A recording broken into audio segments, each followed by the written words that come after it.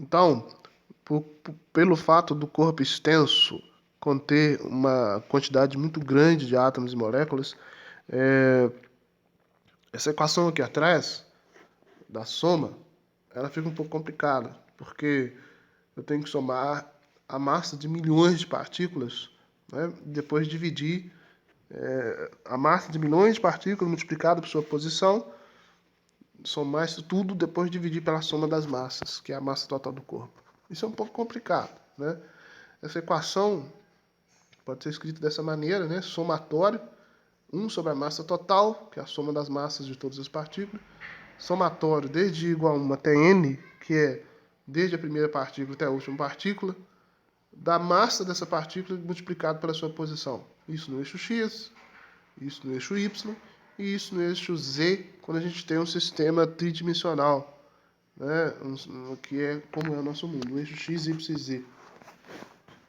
Então, o centro de massa, o vetor centro de massa R, ele é dado por 1 sobre a massa total multiplicado pelo somatório de todas as partículas desse corpo, do produto de sua massa vezes a sua posição.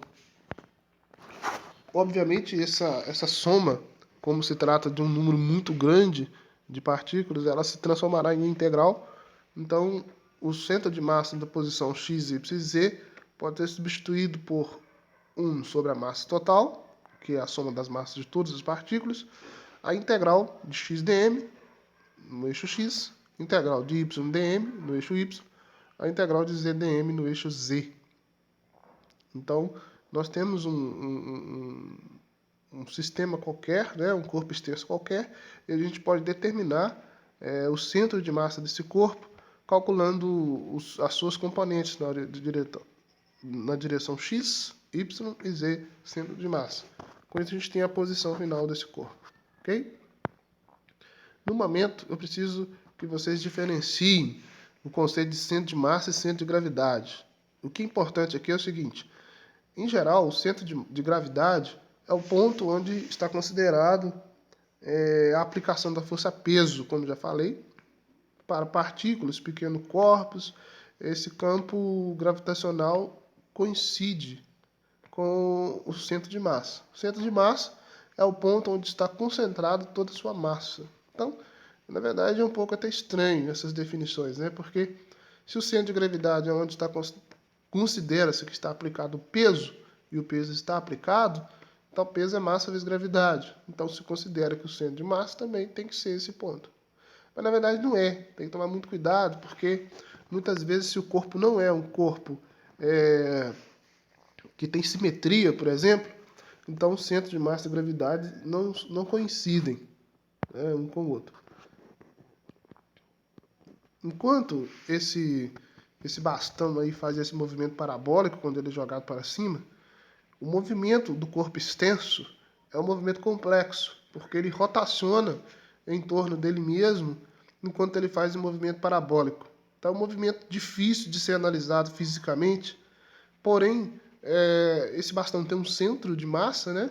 Um centro de gravidade, e por ele ser uniforme, esses centros se coincidem. Isso significa que o centro de massa desse corpo é o seu centro geométrico, é o meio dele certinho. Enquanto ele faz esse movimento parabólico estranho aí, o seu centro de massa faz um movimento exatamente como se fosse uma bolinha, uma partículazinha lançado em movimento oblíquo, fazendo essa trajetória parabólica. E uma partícula fazendo a trajetória parabólica, nós conseguimos estudar completamente seu movimento, que é o lançamento de projétil. Então, a ideia do centro de massa é fornecer uma arma para que a gente consiga estudar corpos extensos, complexos, na verdade, estudando o seu centro de massa, no lugar do corpo propriamente dito. E isso facilita muitos problemas. Tá? Então, o conceito de torque, como eu tinha falado anteriormente, ele está relacionado com a força e o ponto de aplicação da força. Os antigos utilizavam muito esse sistema que vocês estão vendo aí, nesse desenho, que é o sistema de alavanca. Né? Quando a gente quer retirar lá um parafuso, Por exemplo, quando o carro fura o pneu, tem que trocar o pneu, né? A gente está usando sempre uma máquina simples, né? Que é um braço, um sistema que tem um braço, que é um comprimento apropriado, e você vai fazer a força em uma das extremidades. Quanto maior o comprimento do braço, menor a força que você aplica. Então, se você tem que desenroscar um parafuso e você usa uma chave, se essa chave é muito pequenininha, tem um comprimento muito pequeno, você tem que exercer uma força grande. E quanto maior você consegue uma chave com um comprimento maior, você obviamente fará uma força menor. Os grandes caminhões, por exemplo, quando eles precisam trocar pneus, não sei se vocês já observaram, mas a chave que eles usam para desenroscar esse parafuso é uma chave muito comprida, né? Porque imagina, o parafuso está muito apertado, né? Então precisa de um sistema de alavanca apropriado. A ideia do torque, então, é o efeito da força em relação à sua posição. Torque pode ser definido como o produto da força vezes o braço, que é, na verdade, a distância entre a aplicação da força e o eixo de rotação. Quando essa força ela é aplicada obliquamente, é necessário que a gente projete essa força em duas componentes. Uma horizontal, que está, cuja direção passa exatamente no eixo de rotação, e uma outra vertical, que faz 90 graus com a linha que liga essa força ao eixo de rotação. A componente que está na horizontal, ela não quer girar esse sistema nem no sentido horário nem anti-horário, então ela não realiza torque. A componente vertical, entretanto, ela tem exatamente somente a função de realizar um torque. Então, torque é o produto da componente vertical da força vezes a distância. Lembrando lá do conceito de com o ângulo e sem o ângulo, então uma componente vertical é sem o ângulo. Então, torque é força vezes braço vezes seno do ângulo, formado entre a direção da força e a direção do braço. Observe que no primeiro desenho, nós temos uma força e uma distância d do eixo de rotação oblíqua, né? Perpendicular, fazendo 90 graus. Então, o torque é força vezes deslocamento vezes seno de 90. Seno de 90 é igual a 1. Então, o torque é simplesmente força vezes deslocamento, vezes o braço. Quando a gente dobra o comprimento do braço, a gente percebe que, para ter o mesmo efeito de rotação anterior, a gente pode exercer uma força que é 2 vezes menor. Ou seja, se eu dobro o comprimento do braço, a força passa a ser possivelmente metade da força inicial para se ter o mesmo efeito. Isso significa que o torque, que é a grandeza física que mede a capacidade do sistema de rotacionar, ele tem uma relação direta entre força e deslocamento, e essa relação é inversamente proporcional. Ou seja, se eu aumento a força, o braço diminui. Se eu diminuo a força, o braço aumenta. E assim consequentemente. Observe ainda no terceiro desenho, que ele é exatamente igual ao primeiro. Porém, tem uma diferença básica. No primeiro desenho, a força tende a rotacionar o sistema no sentido anti-horário. No último desenho, a força tende a rotacionar o sistema no sentido horário. Isso é muito importante, porque quando eu estou analisando um sistema de forças, e eu quero que esse sistema esteja em equilíbrio de rotação, eu tenho que estudar o sentido que cada força tende a rotacionar esse sistema. Então, eu preciso padronizar, na hora de colocar as equações, quem está rotacionando para o sentido horário, quem está rotacionando para o sentido anti-horário, né? E então vamos padronizar aqui o seguinte: todo torque no sentido horário ele será positivo, todo torque no sentido anti-horário ele será negativo. Então, quando um corpo está em equilíbrio, agora nós precisamos de garantir duas condições. A primeira condição, e óbvia, é que, se um corpo está em equilíbrio, a soma vetorial das forças que atuam sobre ele tem que ser igual a zero.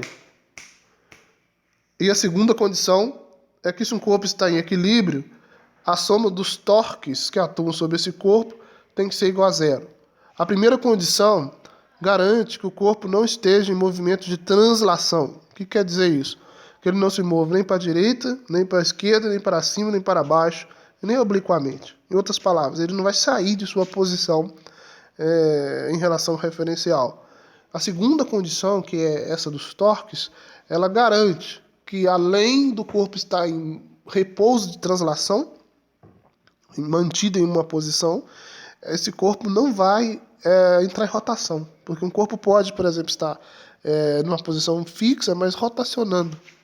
Então a gente precisa garantir que o equilíbrio seja completo. Equilíbrio de translação e de rotação. Com isso, a gente vai fazer com que a soma das forças seja igual a zero e também a soma dos torques seja igual a zero. Observe aqui esse esqueminha que a gente já viu anteriormente, do garotinho e do homem exercendo forças contrárias, um no sentido de abrir a porta, o outro no sentido de fechar. O garotinho exerce uma força de 5 N atuando a uma distância de 2 metros. O homem exerce uma força de 80 N atuando na distância de 10 centímetros. Então, cada um deles realizará um torque, e esses torques têm sentidos opostos. A questão é analisar o que vai acontecer com essa porta, né? E para a gente saber isso, a gente tem que calcular os torques. O que tem maior torque prevalecerá o sentido de movimento da porta. O torque do garoto é a força vezes o braço, que é 5 vezes 2, que dá 10 N vezes metro. O torque do homem é forças vezes braço, que é 80 vezes 0,1, porque a distância precisa estar em metros. Então 80 vezes 0,1 dá 8. Observe então que o torque do garoto é maior, ele vale 10 N vezes metros, e o torque do homem é 8, é menor. Então, embora o homem esteja exercendo uma grande força no sentido de fechar a porta, nesse caso a porta será aberta, porque o torque do garoto é maior. E a força que ele efetua é muito menor, né? Apenas 5 N. Esse é um exemplo básico para a gente entender o grande significado do torque e a grande importância que ele tem quando a gente precisa garantir condição de equilíbrio de corpos extensos. O torque ele toma uma importância tão grande quanto a própria força, né? Então a gente já fez esse exemplo em sala. Tá aí as duas condições de equilíbrio. Fizemos esse exemplo em sala também, né? Esse aqui eu vou deixar para vocês fazerem, para vocês brincarem. Esses exemplos que estão aqui. E vamos trabalhar com outro exemplo.